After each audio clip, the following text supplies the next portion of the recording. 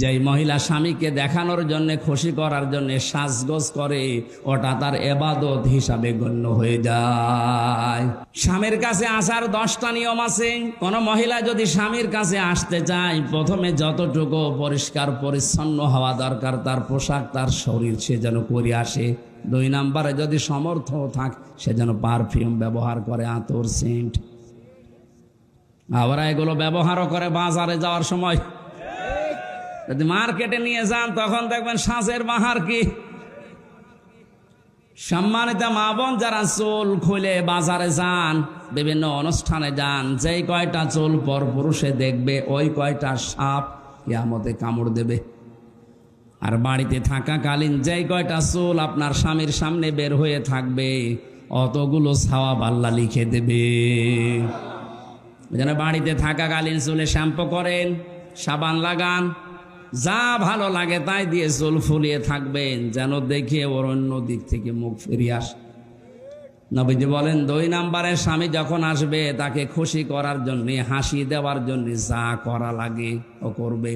কোন স্বামী যদি পছন্দ করে যে আমার বউ ব্লাউজ গায়ে দেবে, হাতা কাটা, ও যেন তাই দেয়।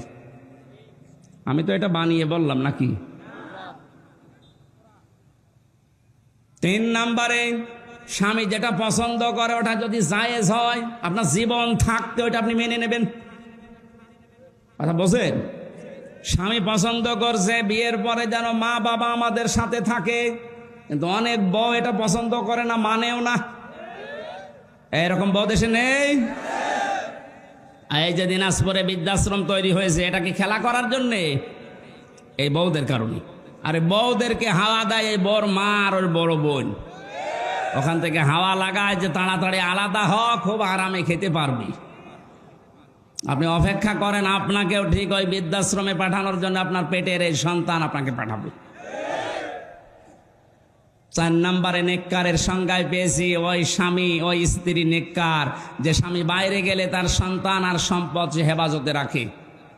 আল্লাহ রাব্বুল আলামিন মেয়েদেরকে এই 4টা গুণ অর্জন করার তৌফিক দিন। এটা প্রত্যেকটা জান্নাতের 8টা দরজা খুলে যাওয়ার গুণ। আজ হাজারো মহিলার ভেতরে গুণগুলো নেই, শুধু নামাজ পড়া, রোজা রাখা আর কালো বোরকা পরায় মনে করে এইটাই আমি নেককার হয়ে গেছি। না, যারা এই মাল সম্পদ দুনিয়াতে জমা করবে আর সংরক্ষণ করে রাখার চেষ্টা চালাবে, মালের ব্যাখ্যা হাদিসে তাফসিরে 5টা। 1 নম্বর তো নেককার নারী, 2 নম্বরে অস্ত্র শস্ত্র, 3 নম্বরে প্রভাব প্রতিপত্তি, 4 নম্বরে ক্ষমতার চেয়ার, 5 নম্বরে টাকা পয়সা। এগুলো যারা বারবার জমা করে আর মনে করে এগুলো আমার কাছে স্থায়ীভাবে থাকবে, এগুলো সংরক্ষণ করার জন্য চেষ্টা চালায়, আখেরাতের যে বিশাল জীবন ভুলে যায়, এদেরকে লাজায় আল্লাহ প্রবেশ করাবে। বলেন নাউজুবিল্লাহ।